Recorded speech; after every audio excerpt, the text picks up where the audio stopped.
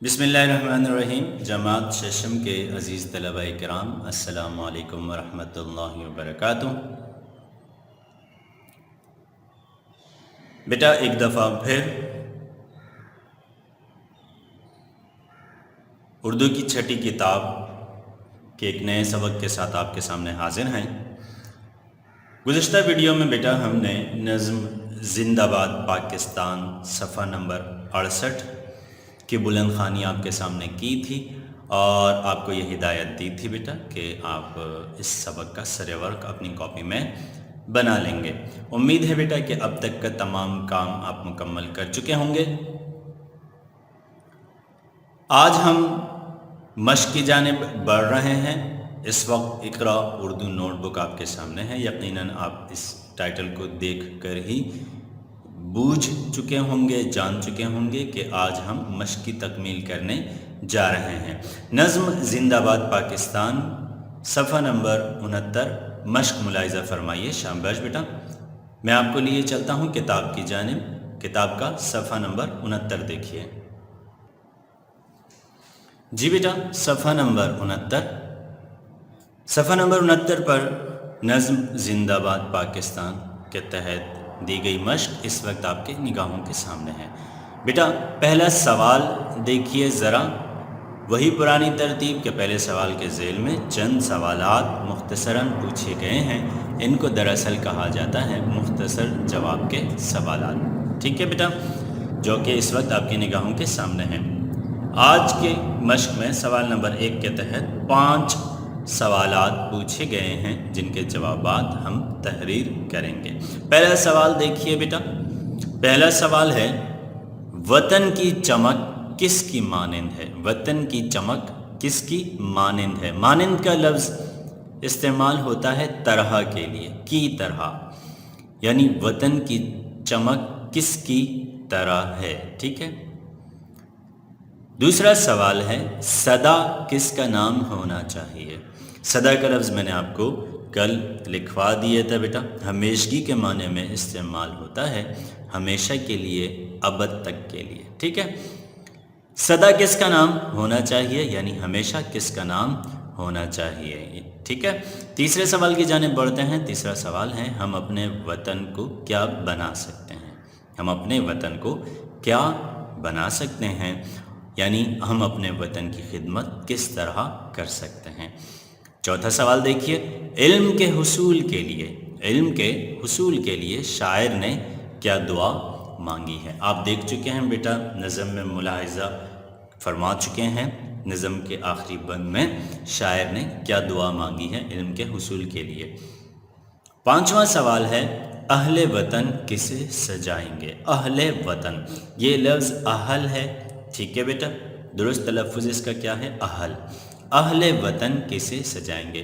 ہم نے عام طور پر سنا ہے، بلکہ ہم خود بھی یہ لفظ جب بولتے ہیں تو اہل لفظ استعمال کرتے ہیں، جبکہ اہل لفظ غلط ہے، اس کا درست تلفظ ہے اہل۔ حمزہ پر زبر ہے، ہے اور لام دونوں ساکن ہیں، اہل، ٹھیک ہے بیٹا، اہل۔ اہل وطن کسے سجائیں گے، ٹھیک ہے بیٹا۔ اس طرح یہ ہیں ابتدائی 5 سوالات۔ ابتدائی 5 سوالات کے جوابات میں نے آپ کے لیے تحریر کر لیے ہیں بیٹا، چونکہ یہ ایک نظم ہے اور نظم میں آپ کو سوالات کے جوابات تلاشنے میں مشکل، دشواری پیش آ سکتی ہے، لہٰذا میں نے آپ کے لیے جوابات جو تحریر کیے ہیں وہ ملاحظہ فرمائیے کاپی کی صورت میں۔ سب سے پہلے تو بیٹا نظم زندہ باد پاکستان کا ٹائٹل پیج ملاحظہ فرمائیے۔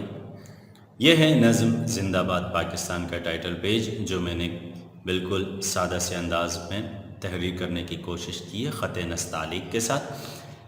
بیٹا آپ اس کے ٹائٹل پیج پر کسی عمارت، قومی عمارت کی تصویر بھی بنا سکتے ہیں، کسی قومی رہنما کی تصویر بھی بنا سکتے ہیں، قائد اعظم علامہ اقبال، لیاقت علی خان رحمہم اللہ، ان میں سے کسی کی بھی آپ تصویر بنا سکتے ہیں۔ اس کے ساتھ ساتھ آپ پاکستان کا جھنڈا تو ضرور ہی بنا سکتے ہیں، ٹھیک ہے۔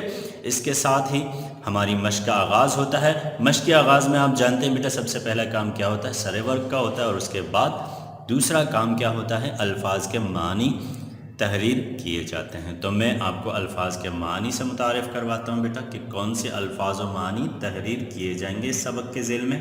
دیکھیے بیٹا ذرا۔ جی بیٹا، الفاظ و معنی آپ کے نگاہوں کے سامنے ہیں۔ محض 5 الفاظ اور ان کے معنی تحریر کیے جانے ہیں جو کہ اس وقت آپ کے سامنے ہیں۔ سب سے پہلا لفظ شان۔ شان کسے کہتے ہیں؟ عزت کو کہتے ہیں، عظمت کو کہتے ہیں، ٹھیک ہے۔ لاج، عزت و غیرت کو کہتے ہیں، شرم و حیا کو کہتے ہیں۔ اسی طرح شاد، جیسے کہ میں نے کل کی ویڈیو میں آپ کے سامنے وضاحت کی تھی، خوش رہنے والے کو شاد کہتے ہیں، جو خوش رہتا ہے یا خوش ہو اسے شاد کہا جاتا ہے۔ ڈاکٹر، حکیم یا طبیب کو کہتے ہیں، ٹھیک ہے، یعنی طب کا ماہر، میڈیکل کا ماہر۔ پائندہ باد، پائندہ باد کا مطلب کیا ہے بیٹا؟ ہمیشہ رہے، ہمیشہ زندہ و سلامت رہے، پائندہ باد۔ آپ نے اکثر سنا ہوگا پاکستان زندہ باد، پائندہ باد، دونوں الفاظ کا مطلب تقریباً ایک ہے، ٹھیک ہے بیٹا۔ اس طرز پر آپ الفاظ و ان کے معنی تحریر کریں گے۔ الفاظ و معنی کے کام کے بعد تیسرا کام یہ ہوگا کہ آپ سوال نمبر 1 کے ذیل میں دیے گئے سوالات کے جوابات تحریر کریں گے، جن سے میں آپ کو روشناس کراتا ہوں۔ ملاحظہ فرمائیے۔ جی بیٹا، مشق کے سوال نمبر 1 کے تحت دیے گئے سوالات و جوابات اس وقت آپ کے سامنے ہیں، ٹھیک ہے بیٹا۔ پہلا سوال ہے، وطن کی چمک کس کی مانند ہے، یعنی کس کی طرح ہے؟ تو اس کا جواب دیکھیے بیٹا۔ شاعر کہہ رہے ہیں، یعنی ابصار عبدالعلی جو کہ اس نظم کے تخلیق کار ہیں، شاعر کہہ رہے ہیں کہ جس طرح آسمان پر چاند اور تاروں کی چمک ہے، اسی طرح اس زمین پر ہمارا وطن چمک رہا ہے، ٹھیک ہے۔ شاعر کہہ رہے ہیں کہ جس طرح آسمان پر چاند اور تاروں کی چمک ہے، اسی طرح اس زمین پر ہمارا وطن بھی ہے، یا ہمارا وطن بھی چمک رہا ہے، ٹھیک ہے۔ دوسرا سوال دیکھیے بیٹا کہ سدا کس کا نام ہونا چاہیے؟ سدا کا مطلب میں نے آپ کو بتایا کہ ہمیشہ، ہمیشہ کس کا نام ہونا چاہیے؟ تو اس کا جواب ہے، ہمارے وطن کا نام سدا سلامت رہنا چاہیے، ٹھیک ہے۔ ہمارے وطن کا نام سدا سلامت رہنا چاہیے، ٹھیک ہے، آمین۔ تیسرے سوال کی جانب بڑھتے ہیں۔ تیسرا سوال ہے، ہم اپنے وطن کو کیا بنا سکتے ہیں؟ ہم اپنے وطن کو کیا بنا سکتے ہیں، یعنی ہم اپنے وطن کی خدمت کر کے اقوام عالم کے لیے اسے کیا بنا سکتے ہیں، ٹھیک ہے۔ تو اس کا جواب دیکھیے، ہم اپنے ملک کی خدمت کر کے، ہم اپنے ملک کی خدمت کر کے اسے اقوام عالم کے لیے، اقوام عالم، اقوام عالم سے کیا مراد ہے بیٹا؟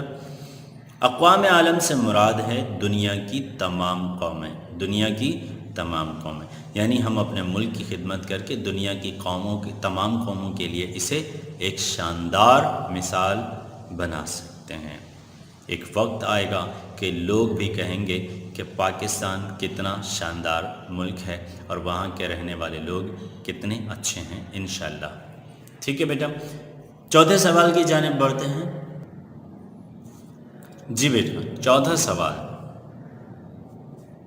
علم کے حصول کے لیے، یعنی علم حاصل کرنے کے لیے شاعر نے کیا دعا مانگی ہے؟ تو اس کا جواب دیکھیے، علم کے حصول کے لیے شاعر نے توفیق علم کی دعا مانگی ہے، توفیق علم کی توفیق علم کی دعا مانگی ہے کہ یا رب ہمیں بھی علم کی توفیق عطا فرما، ٹھیک ہے۔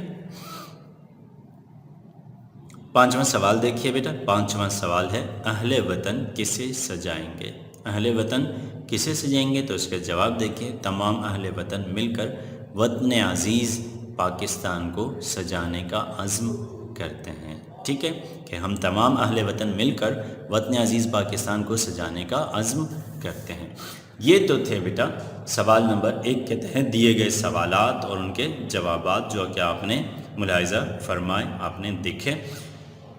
آپ اس ویڈیو میں سے دیکھ کر ضرور تحریر کر لیجئے بیٹا، ٹھیک ہے، تاکہ آپ کے لیے کام جمع نہ ہونے پائے۔ اس کے بعد آپ دیکھ رہے ہیں بیٹا الفاظ، معنی اور پھر ان کے جملوں پر مشتمل سوال ہیں۔ یہ دراصل آپ کی کتاب کا چوتھا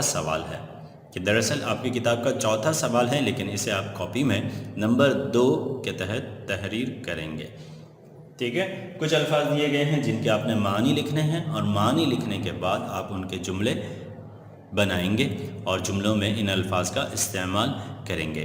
یہاں میں نے آپ کی آسانی کے لیے وہ جملے بھی تحریر کر دیے ہیں اور ان کے معنی بھی تحریر کر دیے ہیں۔ سب سے پہلا لفظ جو دیا گیا ہے وہ ہے رشک چمن۔ دوسرا لفظ ہے تسلیم۔ تسلیم آپ جانتے ہو بیٹا، میں نے کل بھی آپ کو بتایا تھا، ماننا یا قبول کرنا۔ عزم کسے کہتے ہیں؟ مضبوط ارادے کو کہتے ہیں، ٹھیک ہے، مضبوط ارادہ، نیت، عہد کرنا، ٹھیک ہے، ٹھان لینا۔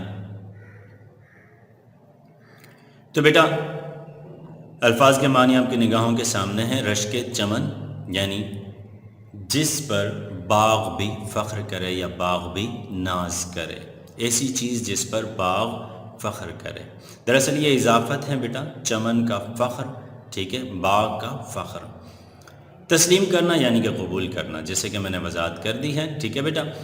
تو پہلا لفظ رشک چمن، اس کا جملہ ہے پاکستان اسلامی دنیا میں رشک چمن کی حیثیت رکھتا ہے۔ پاکستان اسلامی دنیا میں رشک چمن کی حیثیت رکھتا ہے، یعنی پاکستان ایک ایسا ملک ہے جس پر تمام دنیا کے مسلمان، تمام دنیا کے مسلمان اقوام و ممالک فخر کرتے ہیں، ناز کرتے ہیں، ٹھیک ہے۔ دوسرا لفظ ہے تسلیم کرنا، اس کا جملہ ہے اچھے بچے اپنی غلطیاں تسلیم کرتے ہیں۔ اچھے بچے ہونے کی علامت یہ ہے کہ وہ بچے جو اچھے ہوتے ہیں وہ فوراً اپنی غلطی تسلیم کر لیتے ہیں اور غلطی ہونے پر معافی کے طلبگار ہوتے ہیں، فوراً معذرت کر لیتے ہیں۔ ہمیں معذرت کو اپنی زندگی کا لازمی حصہ بنانا چاہیے، ٹھیک ہے۔ اس کے بعد لفظ دیکھیے عزم۔ عزم میں جیسے کہ میں نے آپ کو بتایا، ارادہ کرنا، پختہ نیت کرنا۔ میں نے عزم کیا ہے کہ میں ڈاکٹر بنوں گا، میں نے عزم کیا ہے کہ میں ڈاکٹر بنوں گا۔ بیٹا یہ جو جملے ہیں یہ دراصل آپ کے لیے تمثیلاً یعنی مثال کے طور پر تحریر کیے گئے ہیں۔ آپ ان سے ملتے جلتے جملے خود بنائیں گے اور خود تحریر کریں گے انشاءاللہ۔ مزید آگے بڑھتے ہیں، مزید الفاظ ملاحظہ فرمائیے۔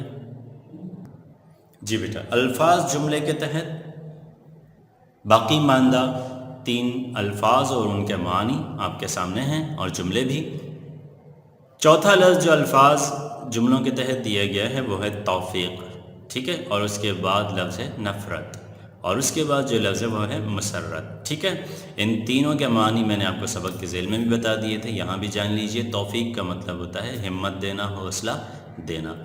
نفرت کسے کہتے ہیں بیٹا؟ آپ جانتے ہیں، کسی چیز سے کراہت محسوس کرنا، ٹھیک ہے، دل میں کسی چیز کو برا جاننا۔